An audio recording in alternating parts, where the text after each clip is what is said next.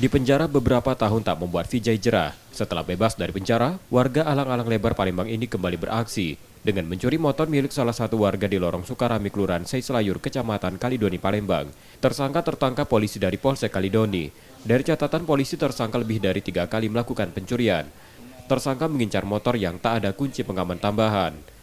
Polsek Kalidoni melakukan pengejaran, alhamdulillah dapat tersangkanya. Modusnya sama dengan yang sering terjadi di Palembang, menggunakan kunci T. Kunci T dijebol lalu dibawa kabur. Sasarannya di mana aja Bang tempatnya? Kalau yang sebelumnya mana? Di minimarket, di tempat-tempat umum.